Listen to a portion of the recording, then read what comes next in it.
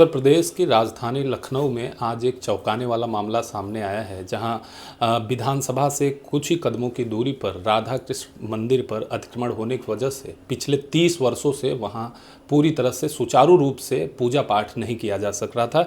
इस पर ब्राह्मण संसद की तरफ से आज कमिश्नर को शिकायती पत्र सौंपा गया, जिस पर बातचीत करने के लिए ब्राह्मण संसद की तरफ से हमारे साथ अमरनाथ मिश्रा जी हैं। मिश्रा जी, क्या प्रकरण है पूरा? प्रकरण ये है कि विधानसभा से, जैसे आपने बताया, 500 मीटर की दूरी पर जी एक शिवालय था और राधा कृष्ण जी का बहुत पुराना मंदिर था, 150 वर्ष पुराना था, और उसको एक दीक्षित परिवार संभाल रहा था। और 1993 में जब मुलायम सिंह की और मायावती की सरकार थी, जब उन्होंने नारा दिया था मिले मुलायम काशी राम हवा में उड़ गए जय श्री राम, उस समय पूरे उत्तर प्रदेश में इस तरीके से हिंदुओं के मंदिरों पे सरकारी ज़मीनों को कब्जा करके अयोध्या का जो एक ढांचा गिरा था, उसके बदले उन्होंने सैकड़ों मस्जिदें बना ली, सैकड़ों मंदिरों पे कब्जा करके दुकान मकान कॉम्प्लेक्स बना लिए। तो उसी का ये जीता जागता स्वरूप आपके सामने है कि 94 में जिला मजिस्ट्रेट ने ऑर्डर भी किया था कि उपरोक्त मंदिर को संरक्षित और संवर्धित किया जाए। और उस समय सरकार क्योंकि बसपा और सपा की थी, इसलिए मंदिर के जो व्यवस्था देखने वाले लोग थे, पदाधिकारी थे ट्रस्ट के, उन लोगों की सरकार ने सुनी नहीं और अनसुना कर दिया। उसके बाद धमकियां बहुत दी, 3-4 बार दीक्षित जी जो पंडित जी थे आचार्य, उनके ऊपर हमला हुआ। तो परिवार थोड़ा सा, क्योंकि सरल स्वभाव के, आप जानते हैं सनातन धर्म के मानने और जानने वाले लोग बहुत करुणामय उदार रहते हैं, तो उदारता की वजह से वो धीरे धीरे चलते हैं। मगर हम ये ऐसा सोचते हैं कि सोचते क्या है, ये मन में बैठ गया है। हमारे देश के प्रधानमंत्री कहते हैं विकास और विरासत, तो विरासत को संजोए रखने का, उसको सुंदरीकरण करने का, उसको संवर्धित करने का, उसको और अच्छा करने का, उसका रक्षा करने का, धर्म की रक्षा करने का सही वक्त यही है और सही समय ये है। इसलिए क्योंकि हमारे उत्तर प्रदेश के अभूतपूर्व मुख्यमंत्री योगी आदित्यनाथ जी हैं और वो पर्यटन विभाग की तरफ से पूरे उत्तर प्रदेश में जितने भी प्राचीन मंदिर हैं सबका जीर्णोद्धार करा रहे हैं। और आप ये भी देख लीजिए, जो मुसलमान हैं वो असली मुसलमान हैं भी नहीं, इसलिए कि ये तो मान लीजिए अलग विषय हो गया। अभी हम लोग मंदिर पे बात कर रहे हैं, तो अभी वास्तव में मंदिर की क्या स्थिति है? मंदिर की स्थिति ये है कि 94 से लेके आज तक वहाँ पूजा अर्चना बंद है और मंदिर के बेसमेंट में बना के सामने दुकानें बना दी, गुंबद के ऊपर उन्होंने छत ढाल दिया और बेसमेंट और ग्राउंड पे उन्होंने कमर्शियल बना लिया, फर्स्ट सेकंड थर्ड पे रेजिडेंशियल बना लिया। मंदिर हमारा छुप गया, दिख नहीं रहा है और मंदिर की ज़मीन पे अवैध रूप से कब्जा करके कॉम्प्लेक्स बनाया गया, उसका नक्शा भी पास नहीं है। हमारी जो मंदिर की ज़मीन है वो बिल्कुल सत्य है, राजस्व के अभिलेखों में सत्य है, एसडीएम के ऑर्डर में सत्य है कि हमारी मंदिर की ज़मीन है। जो कॉम्प्लेक्स आपको दिख रहा है ये अवैध और नाजायज़ तरीके से भू माफियाओं ने सपा और बसपा के संरक्षण के द्वारा बनाया है। जो हम आपको ये बता रहे थे कि जो मुसलमान हैं ये कुरान हदीस को पढ़ते भी नहीं और उसके रास्ते पे चल भी नहीं रहे। अगर वो चल रहे होते तो हिंदुओं के मंदिरों पे सरकारी ज़मीन पे कब्जा करके दुकान मकान या मस्जिद नहीं बनाते। ये गलत कर रहे हैं वो, उनको इस्लाम के सही मानने वाले, ईमान रखने वाले मुसलमानों को कुरान में जो आयतों में हिदायत दी गई उसको मानना चाहिए। आज लोगों ने इस विषय पर कमिश्नर को, लखनऊ कमिश्नर को ज्ञापन सौंपा है।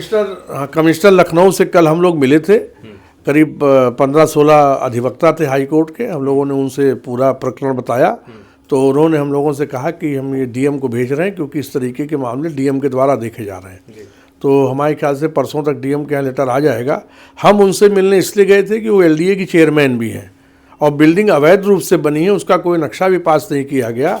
और जहाँ पे मंदिर होता है या कोई सार्वजनिक स्थान होता है वहाँ पे आवासीय या कमर्शियल रेजिडेंस बन भी नहीं सकता।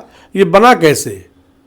अगर बना है तो आज विधानसभा के आसपास इस तरीके की घिनौनी हरकत की गई कि एक हिंदू मंदिर की, हमको तो यज्ञ मणि दीक्षित जी ने बताया कि राधा कृष्ण के मंदिर में अष्टधातु की मूर्ति थी और बहुत महंगी थी, उसको भी इन लोगों ने, बिल्डरों ने बेच लिया, मूर्ति बेच करके कॉम्प्लेक्स बना दिया, हमारे मंदिर को छुपा दिया।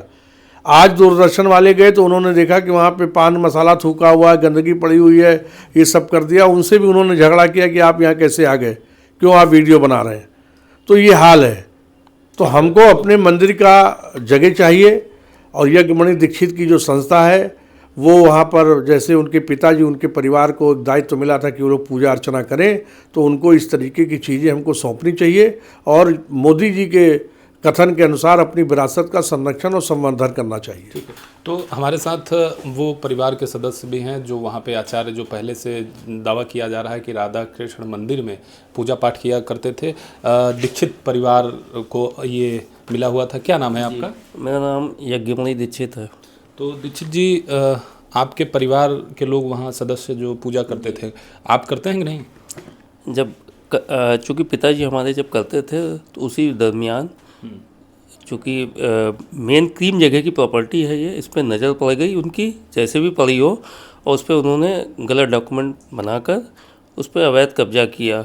और पिताजी जो कि सरल हृदय के व्यक्ति थे, उनको डरा धमका के वहाँ से हटा दिया। कौन डराया, धमकाया? डॉक्टर साहिद हुसैन और उनके गुर्गे।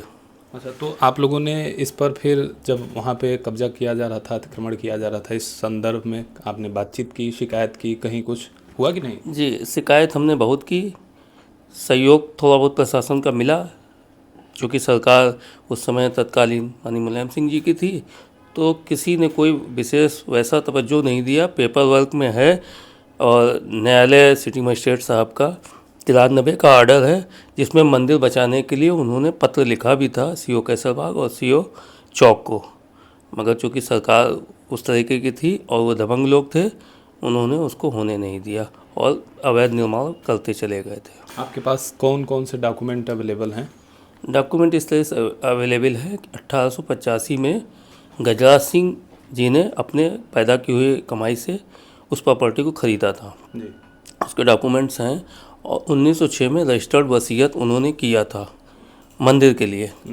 और चूँकि उसमें पुजारी उस समय नहीं था, क्योंकि शहर जानी रहे उस समय एल्बर्ट रोड कहलाती थी ये, विधानसभा मार्ग से पहले, तो उन्होंने पुजारी नियुक्त किया था 1918 में।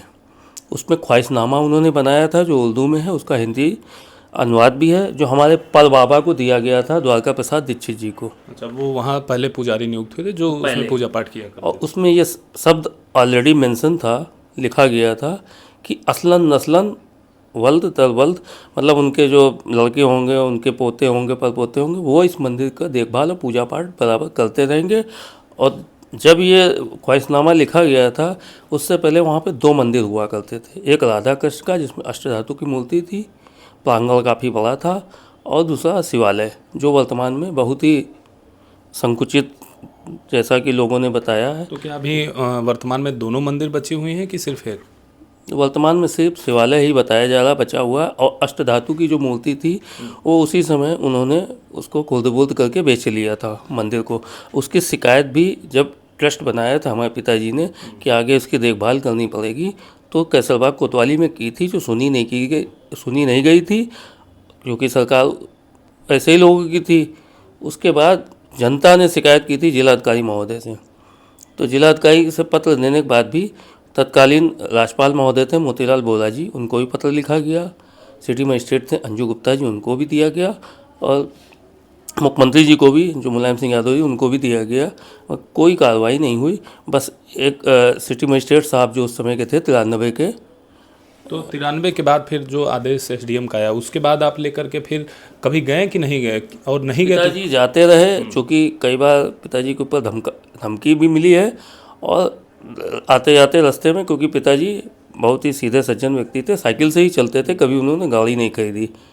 हमला हुआ है, मगर ऊपर वाले की मर्जी, पिताजी बचे भी हैं। उसके बाद पिताजी को चूँकि एक सदमा सा हो गया था, काफ़ी समय बीमार रहे वो, उनका इलाज भी चलता रहा।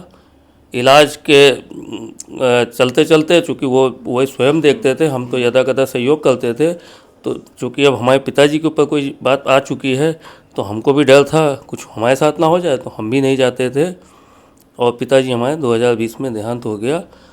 तो डॉक्यूमेंट जब हमारी डॉक्टर पंडित जी से मुलाकात हुई, अमरनाथ मिश्रा जी से, तो उन्होंने मुझे प्रेरित किया कि भाई आपके पिताजी और आपके परबाबा के सबके पुजारी रहे हैं, तो उस धरोहर को फिर से सजोया जाए, वापस सरकार के माध्यम से इसको करके विधिवत पूजा वगैरह की जाए।